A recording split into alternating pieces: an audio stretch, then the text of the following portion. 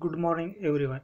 Myself, Dr. A.D. Adav, Assistant Professor and Head of the Department of Microbiology, late Pushpadev Patil Art and Science College, Risur. Today, we are discuss the next semester is nothing but the medical microbiology. तर आजपासून आपल्याला नवीन semester fourth याचा अभ्यासक्रम start करायचा आहे, syllabus start करायचा आहे. तर मेडिकल मायक्रोबायोलॉजीमध्ये एकूण 6 युनिट आहे. त्या 6 युनिटमधलं पहिलं युनिट जे आहे त्याला आपण म्हणणार आहे एपिडेमिओलॉजी. टुडे आज आपल्याला माहिती आहे की कोविड-19ची कंडिशन्स काय आहेत आणि त्यामध्ये या पर्टिक्युलर कंडिशनमध्ये कोविडच्या कंडिशनमध्ये मेडिकल मायक्रोबायोलॉजी व त्याचा अभ्यास अतिशय इम्पॉर्टंट आहे. तर आज पहिलं युनिट आपल्याला स्टार्ट करायचं आहे आणि इंट्रोडक्शन बघायचं आहे एपिडेमिओलॉजीचं. तर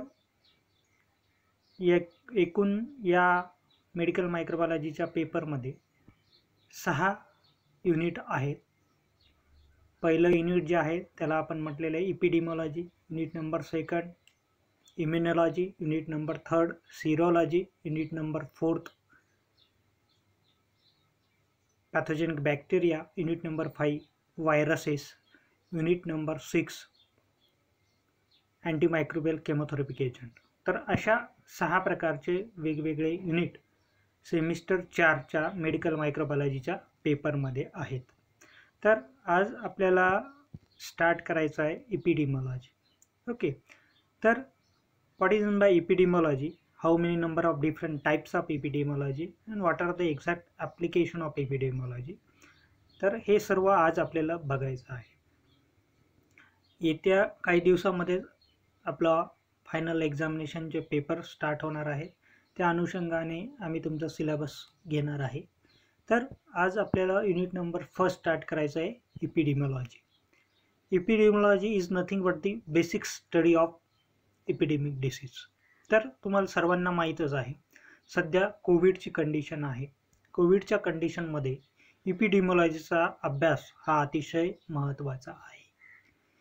तर तुम्हाला असं वाटत असेल की एपिडेमिओलॉजी म्हणजे काय, त्याचे प्रकार कोणकोणते आहे, कशासाठी हे युनिट आपल्या सिलेबसमध्ये इंट्रोड्यूस केलेलं आहे, व means what is by epidemiology, how many number of different types of epidemiology, what are the different application, advantages and significance of epidemiology. Now today we are discuss the definition, types and short notes on application of epidemiology. It's a very important topic as far as communicable as well as non-communicable disease also. Why? Because epidemiology is nothing but the basic study of the disease. Okay, epidemiology यालाच आपण काय म्हणणार आहे की basic study of disease. Okay, means what are the basic study. Okay, for example now today कोविड-19ची condition आहे, कोविडची conditions आहे. आजच्या या पर्टिक्युलर डिसीज पॅन्डेमिक डिसीजवर आपण बोलणार आहे. वेगवेगळ्या प्रकारचे डिसीजचे प्रकार आहे. पॅन्डेमिक आहे, एंडेमिक आहे, एपिडेमिक आहे. ओके, अशा वेगवेगळ्या प्रकारचे जे डिसीजेस आहेत त्याबद्दल आपण येणाऱ्या काही लेक्चर्समध्ये पूर्ण इंट्रोडक्शन त्याचं घेणारच आहे. परंतु आज आपल्याला पाहायचं की एपिडेमिओलॉजी म्हणजे काय. Epidemiology is nothing but the basic study of the disease. Okay, how many number of different types of epidemiology. Okay, there are 2 different types of epidemiology. First one is the descriptive epidemiology and second one is the analytical epidemiology. What is my epidemiology? Epidemiology is the basic study of the disease. Okay, तर basic study of the disease म्हणजे काय.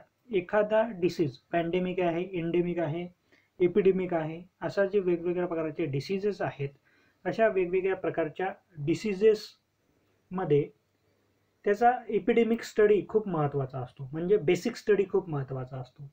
Basic study करत असताना which are the different causative agent, which are the people affected by this particular causative agent, how many number of different symptoms in the community, how was the past history of that particular diseases, okay, and how to control.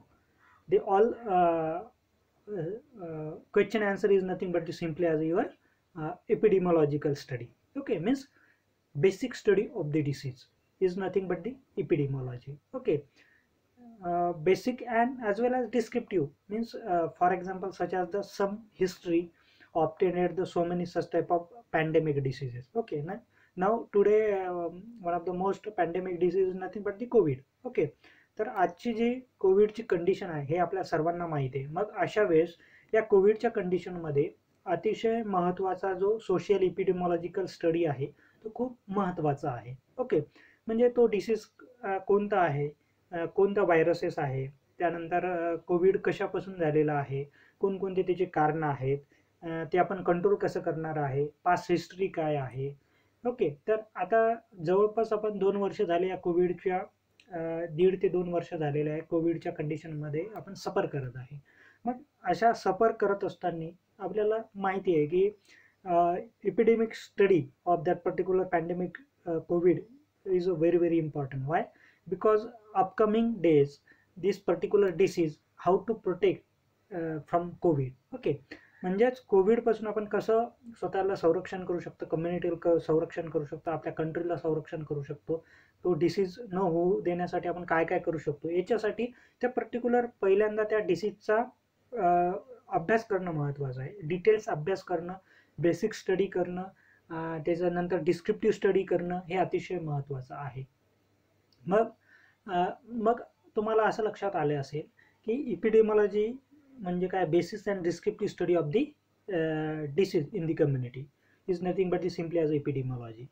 Now today so many such type of agency, so many such type of application general utilization for the epidemiological study. For example, such as the so many such type of human being also easily collect the survey from the different peoples. Okay, तर आपल्याला माहिती आहे की एपिडेमॉलॉजीमध्ये आपण अभ्यास करत असताना वेगवेगळ्या माध्यमातून त्याचा सर्वे आपण करू शकतो. फॉर एक्झाम्पल, काही लोक आपण घरोघरी जाऊन त्याचं माहिती आपण गोळा करू शकतो. Now today one of the most different application social media general utilization for the collection of the information, but so many disadvantage also for the collection of data on the basis of means आपण जे social data वगैरे घेतोय mobile through किंवा social media through, त्याच्यामध्ये खूप सारे disadvantage आहे. परंतु जर आपण सर्वे फेस टू फेस पर्सनचा केला, फेस टू फेस त्या पर्टिक्युलर डिसीजच्या पर्सनचा केला, त्या पर्टिक्युलर एरियामधला केला, तर तुम्हाला याचे खूप सारे वेगळ्या प्रकारचे पॉझिटिव्ह ऑब्झर्वेशन्स तुम्हाला तुमच्या स्टडीमध्ये ऑब्झर्व केलं जातं. म्हणजे एपिडेमॉलॉजी म्हणजे बेसिक आणि descriptive study of the disease in the community, याला आपण म्हणणार आहे सिम्पली ॲज अ एपिडेमॉलॉजी. मग एपिडेमॉलॉजी आपण पाहिलेले आहे. आता त्याचे प्रकार कोणकोणते आहेत, त्याचे महत्त्वाचे 2 प्रकार आहेत एपिडेमॉलॉजीचे. ते म्हणजे डिस्क्रिप्टिव्ह एपिडेमॉलॉजी आणि ॲनालिटिकल एपिडेमॉलॉजी. ओके, आता डिस्क्रिप्टिव्ह एपिडेमॉलॉजी आणि ॲनालिटिकल एपिडेमॉलॉजी म्हणजे काय, तर याच्यामध्ये तुम्हाला असं लक्षात येईल की डिस्क्रिप्टिव्ह आणि ॲनालिटिकल. डिस्क्रिप्टिव्हमध्ये तुम्हाला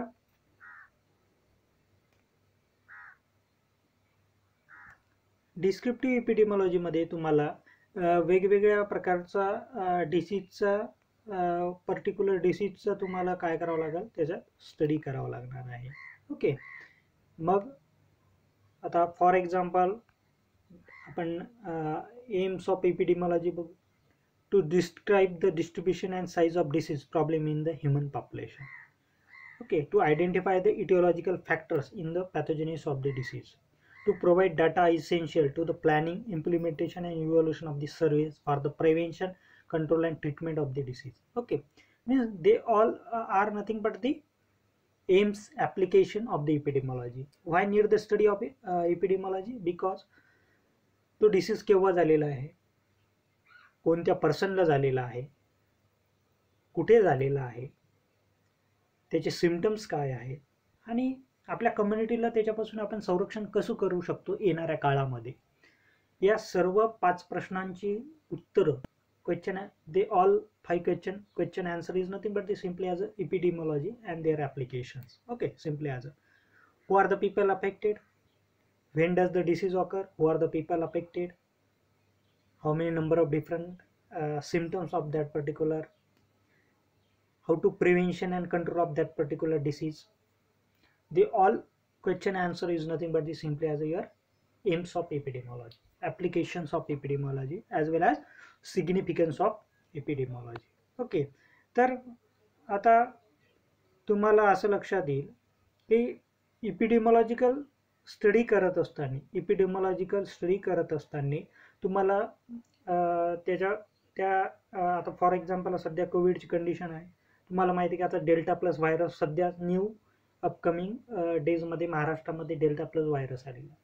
मग अशा वेळेस 21 पेशंट जे फर्स्ट टाइम आयडेंटिफाय झालेले आहेत महाराष्ट्रामध्ये डेल्टा प्लस व्हायरसचे, त्यावेळेस इपिडेमॉलॉजिकल सर्वे इपिडेमॉलॉजिस्ट, okay, इपिडेमॉलॉजिस्ट who are the epidemiologists, who are also means microbiologists or epidemiologists. Okay, generally they all collect the data or information from the patient. Okay, म्हणजे आता 21 patient जे निघालेले आहेत त्यांच्याजवळ हे पर्टिक्युलर इपिडेमॉलॉजिस्ट जाते, त्यांची पूर्ण हिस्ट्री, पास्ट हिस्ट्री, म्हणजे ते कुठे गेले होते, त्यांनी कुठे कुठे ट्रॅव्हलिंग केलेली आहे, काय कम्युनिटीमध्ये कुठे कुठे स्प्रेड झालेला आहे तो डिसीज, त्याचे सिम्पटम्स काय आहेत, काय त्रास होत आहे त्या पर्टिक्युलर पेशंटला, आणि म्हणजे अपकमिंग डेजमध्ये आपण ते प्रिव्हेन्शन आणि कंट्रोल कसा डेल्टा प्लस व्हायरस आपण कम्युनिटीमध्ये स्प्रेड न होण्यासाठी आपण काय काय करू शकतो.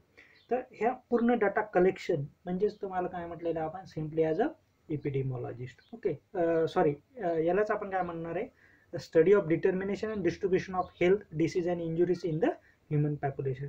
So many different types of definition you can collect from anyone.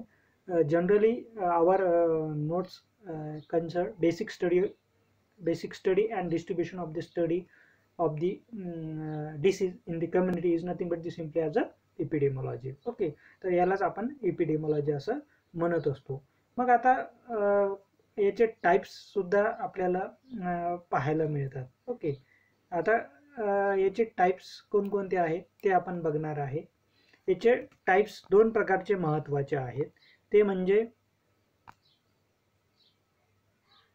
Descriptive epidemiology and analytical epidemiology. Okay, descriptive epidemiology and analytical epidemiology. आता डिस्क्रिप्टिव्ह इपिडेमॉलॉजीमध्ये 3 गोष्टीचा जनरली आपण अभ्यास करतो, time, place and person. Okay, त्या डिसीजचा टाइम, प्लेस आणि person, म्हणजे तो डिसीज केव्हा झालेला आहे, टाइम आयडेंटिफाय केलेला आहे आपण. फॉर एक्झाम्पल जुलै मंथमध्ये डेल्टा प्लस व्हायरस 1 जुलैला कोल्हापूरमध्ये, फॉर एक्झाम्पल मी सांगत आहे, कोल्हापूरमध्ये 1 जुलैला डेल्टा प्लस व्हायरसचे काही पेशंट आढळलेले. म्हणजे तुम्ही काय आयडेंटिफाय केलेलं आहे, time period, which month, which day, 1st to 7 July. Okay, this particular time period. Okay, then second thing, place, which place, Kolhapur city. Okay, Kolhapur city म्हणजे ते प्लेस कुठे कुठे तो डिसीज जो आहे तो आढळलेला आहे. त्यानंतर तुम्हाला असं लक्षात येईल टाइम, प्लेस अँड पर्सन, म्हणजे कोणत्या पर्सनला झालेला आहे, which are the generally which age factors person affected the delta plus virus. Okay, म्हणजे तो कोणाला झालेला आहे, मिडल एजचा झालेला आहे, यंग एज झालेला आहे, किंवा ओल्ड एजच्या पर्सनला झालेला आहे. तर ह्या 3 गोष्टीचा अभ्यास म्हणजे descriptive epidemiology. Okay, time, place and person. इथं काय तुम्ही आयडेंटिफाय केलेलं आहे, टाइम, प्लेस अँड पर्सन हे आयडेंटिफिकेशन केलेलं आहे. आणि सेकंड थिंग जी आहे ती ॲनालिटिकल इपिडेमॉलॉजी. दुसराच जो याचा टाइप्स जो आहे तो ॲनालिटिकल इपिडेमॉलॉजी. ॲनालिटिकल इपिडेमॉलॉजीमध्ये search of the problem, okay, and conclusion or the final treatment of that particular disease. Okay, हे आपण ॲनालिटिकल इपिडेमॉलॉजीमध्ये जनरली आपण पाहत असतो. ओके, म्हणजे फॉर एक्झाम्पल ॲनालिटिकल इपिडेमॉलॉजीमध्ये तुम्ही 2 गोष्टीचा अभ्यास करत असता, search of the problem and how to control this particular disease. Okay, म्हणजे त्याचे सिम्पटम्स काय आहेत, कोणत्या पर्सनला झाला, कुठे झाला, आपण पाहिलं. एक उदाहरण घेतलं, टाईम आपण आयडेंटिफिकेशन केलेलं आहे 1 ते 7 जुलैला, place Kolhapur city, person for example middle age. Okay, then search of problem, कोणकोणते सिम्टम्स आहेत ॲज कम्पेअर टू दी बाकीच्या व्हायरस, बाकीच्या कोविडच्या व्हायरसपेक्षा या डेल्टा प्लस व्हायरसमध्ये कोणकोणते ॲडिशनल सिम्टम्स त्या पर्टिक्युलर पेशंटला आहेत हे आपण आयडेंटिफिकेशन करणार आहे on the basis of data analysis, on the basis of epidemiologist survey, on the basis of social media survey. Okay, you can use the number of different application or different types of application used for the collection of data. Okay, and they all data collected from the one side and म्हणजे त्याच्यापासून तुम्हाला output काढावं लागेल तो data collect केल्यापासून. Okay, आणि शेवटी काय की control of that particular disease means for example 1 ते 7 जुलैला कोल्हापूर सिटीमध्ये मिडल एजच्या पर्सनमध्ये, time place person, Covid delta plus व्हायरसचे खूप सारे पेशंट आढळलेले आहे. आणि याचं महत्त्वाचं रिझन जे आहे स्प्रेड होण्याचं म्हणजे त्या व्हायरसचं म्युटेशन झालेलं आहे. ओके, मग सर्च ऑफ दी प्रॉब्लेम तुम्ही केलेलं आहे. आता कंट्रोल करण्यासाठी आपल्याला ते जे तिथे पेशंट निघालेले आहे त्यांची पूर्णच्या पूर्ण कनेक्शन आपल्याला शोधावं लागते. म्हणजे कोणत्या पर्सनला भेटले, कुठे कुठे गेले होते, आणि ते आपल्याला ते स्टॉप करावं लागते तिथे. ओके, म्हणजे हे झालं कंट्रोल इमिडिएटली. म्हणजे बघा, इपिडेमॉलॉजिकल स्टडी किती इम्पॉर्टन्स आहे नाव टुडे पॅन्डेमिक कंडिशन्समध्ये. ओके, आणि हा इपिडेमॉलॉजिस्ट हा पर्टिक्युलर याचा स्टडी जो आहे तो on the basis of data.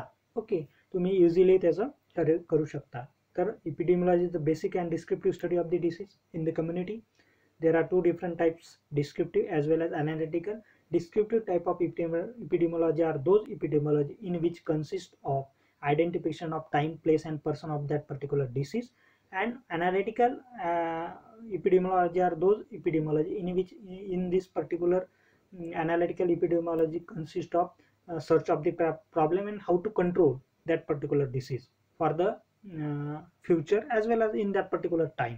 Okay, तर असं तुम्हाला याचं दोन प्रकारचे डिस्क्रिप्टिव्ह आणि ॲनालिटिकलमध्ये. डिस्क्रिप्टिव्ह इपिडेमॉलॉजीमध्ये त्या पर्टिक्युलर डिसीजचा टाईम, प्लेस अँड पर्सन तुम्हाला शोधायचं आहे. आणि ॲनालिटिकल स्टडीमध्ये तुम्हाला ॲनालिटिकल इपिडेमॉलॉजिकल स्टडीमध्ये तुम्हाला त्याचं सर्च ऑफ प्रॉब्लेम, कंट्रोल तुम्ही कसं करणार आहे आणि फ्युचरमध्ये. म्हणजे बघा, आता याच्यातूनच तुम्हाला नंबर ऑफ डिफरंट इपिडेमॉलॉजिकचे ॲप्लिकेशन्स काय आहेत ते तुम्हाला इझिली आयडेंटिफाय झालेले आहेत. Okay, for example such as the application कोणकोणते आहे, तो डिसीज कोणाला झाला, केव्हा झाला, कुठे झालेला आहे, त्याचे सिम्टम्स काय आहेत, आपण कंट्रोल कसं करणार आहे. ओके, कोल्हापूर सिटीमध्ये 1 ते 7 जुलैमध्ये मिडल एजच्या लोकांना डेल्टा प्लस व्हायरस हा कोविडचा डिसीज झालेला आहे आणि त्याचे आपण वेगवेगळ्या प्रकारचे जे कनेक्शन होते ते स्टॉप केलेले आहे आणि त्याच्यामुळे हा डिसीज थांबवण्यासाठी आपल्याला प्रयत्न झालेला आहे. म्हणजे बघा, या पर्टिक्युलर 5 प्रश्नांचे उत्तरच म्हणजे तुमचा इपिडेमॉलॉजिकल सर्वेचे ॲप्लिकेशन्स आहे. तो डिसीज कोणाला झाला, कुठे झाला, केव्हा झालेला आहे. मग आता आपण हे एक एक्झाम्पल मी कोविडचं सांगितलं. आता खूप सारे असे डिसीज आहेत आपल्याकडे pandemic. For example such as the polio viruses और पोलिओ व्हायरसेस आहे किंवा दुसरेसुद्धा खूप सारे असे व्हायरसेस आहेत. For example such as the तुम्ही वेगवेगळ्या प्रकारचे आपण डिसीज सांगू शकतो. For example malaria. ओके, मुंबईमध्ये धारावी या झोपडपट्टीमध्ये वर्ल्डमधली, जगामधली 2 नंबरची मोठी झोपडपट्टी आहे. तिथे मलेरियाचे पेशंट 12ही महिने तुम्हाला त्या पर्टिक्युलर एरियामध्ये, ओके, त्या स्लम एरियामध्ये तुम्हाला धारावीमध्ये पाहायला मिळतात. ओके, मग अशा वेळेस तुम्हाला त्या पर्टिक्युलर एरियामध्ये मलेरियाचे पेशंट कुठे कुठे आढळतात. म्हणजे धारावीमध्ये मलेरिया कोणत्या महिन्यात वाढतो, म्हणजे आपण टाईम आयडेंटिफाय केला. कोणाला मलेरिया जास्त होतो, मिडल, यंग, ओल्ड एजमध्ये. त्याच्यानंतर कोणकोणते पर्सन्स आहेत, त्याच्यानंतर त्याचे कारणं काय आहेत, आणि आपण कंट्रोल कसं करणार आहे. मग आपल्याजवळ एक डाटा कलेक्शन झालेलं आहे. फॉर एक्झाम्पल ऑगस्ट महिन्यामध्ये धारावीमध्ये लहान मुलांना मलेरिया खूप जास्त होतो. मग पुढच्या वर्षी ऑगस्ट महिन्याच्या अगोदर आपण काय काय तिथे ट्रीटमेंट करणार आहे, कोणकोणते आपण उपाय तिथे आखणार आहे की ज्याच्यामुळे धारावीमध्ये मलेरिया लहान मुलांना ऑगस्टमध्ये जास्त होतो. त्याच्यासाठी आपण जूनमध्ये जुलैमध्येच त्याची तयारी करून तो ऑगस्टमध्ये तो डिसीज होणार नाही याच्यासाठी प्रिकॉशन घेतो. हेच काय झालेलं कंट्रोल. मग याचा पूर्ण हेच एम्स ऑफ एपिडेमॉलॉजी आहे. म्हणजे कोणाला झाला, केव्हा झाला, कुठे झाला, त्याची कारणं काय आहेत, त्याचा पूर्ण स्टडी करून त्याचं प्लॅनिंग, इव्हॅल्युएशन अँड ट्रीटमेंट करणं हे एपिडेमॉलॉजीचं काय आहे, ॲप्लिकेशन्स आहे. Okay. For example such as the आपण त्याला असं म्हणू शकतो की फॉर एक्झाम्पल धारावीमध्ये ऑगस्टमध्ये मलेरिया हा डिसीज होत आहे. मग अशा वेळेस तुम्हाला प्लॅनिंग करावं लागणार आहे. नो डाऊट तो टेबल फॉर्ममध्ये तुम्ही म्हणजे कागदावर पहिल्यांदा तुम्हाला ती प्लॅनिंग करावं लागणार आहे आणि त्या पर्टिक्युलर फील्ड वर्कमध्ये जाऊन ते इम्प्लिमेंटेशन करावं लागणार आणि त्याचे आउटपुटसुद्धा तुम्हाला तिथे आरामशीर मिळून जाणार आहेत. तर हे एपिडेमॉलॉजीचे फायदे आहेत की आपण डिसीज आयडेंटिफाय केलं, कधी होतो, कोणाला होतो, केव्हा होतो, त्याचे सिम्पटम्स काय आहेत, कारणं कोणकोणती आहेत आणि आपण त्याच्यासाठी कंट्रोल काय करणार आहे आणि त्याच्यासाठी प्लॅनिंग, इव्हॉल्युशन आणि ट्रीटमेंट आपण काय काय करणार आहे. हे आहे एपिडेमॉलॉजिकल स्टडीचे ॲप्लिकेशन. तर आज आपण काय काय बघितलं आहे, definition of epidemiology, introduction of epidemiology, definition of epidemiology, types of epidemiology आणि ॲप्लिकेशन ऑफ एपिडेमॉलॉजी. तर आज इथे आपण थांबून जाणार आहे. नेक्स्ट लेक्चरमध्ये आपण याचा नेक्स्ट पार्ट जो आहे तो बघणार आहे. Thank you everyone.